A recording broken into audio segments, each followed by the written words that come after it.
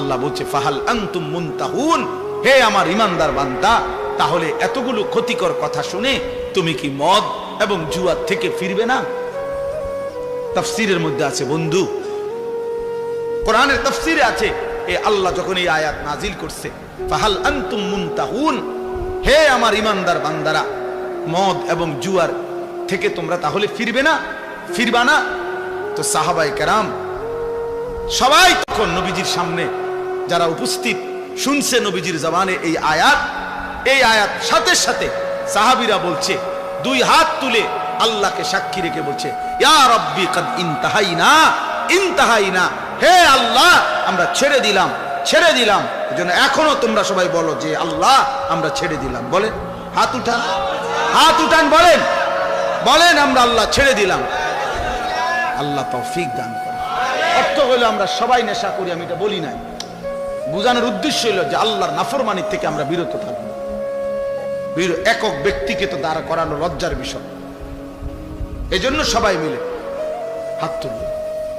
নির্দিষ্ট একদিন একজনকে চিহ্নিত করা, এটা তো তার জন্য আত্মমর্যাদার বিষয়।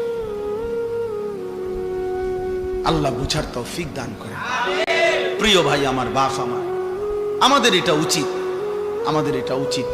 আমি যে তিনটা আয়াত পড়ছি, এই তিনটা আয়াতের সূরা বাকারার মূল বক্তব্য এই কথাটা যে নিজের ঈমান শুধু জবানের উচ্চারণ যথেষ্ট না, বরং কর্মের প্রমাণ দিলে মুমিন হয়, মজবুত হয়, ঈমান মজবুত হয়, ঈমান ঠিক থাকে। যদি কেউ জবানে তো বলে আমি আল্লাহকে মানি, আখিরাতকে মানি, কিন্তু কর্মে আমলে বাস্তবে ঈমান ইসলামের যদি তার মধ্যে নমুনা না থাকে, খোদার কসম আল্লাহ বলছে সেই মুমিন না, সে মুনাফিক। প্রিয় ভাই, নিজের উপরে দয়া করুন।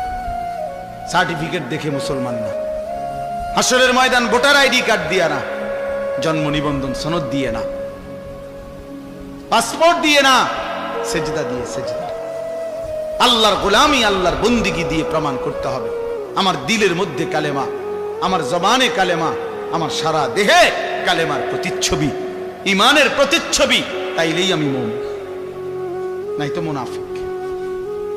নাই তো কি বলেন না, নয় তো কি? এই যে শুনলেন আল্লাহ বললেন ওমা হুম, হে কয় আমি আল্লাহরে মানি, আল্লাহ কয় না। হে কয় আমি আখিরাত মানি, আল্লাহ কয় না, তুমি মুমিন না। তাহলে কি বুঝা গেল?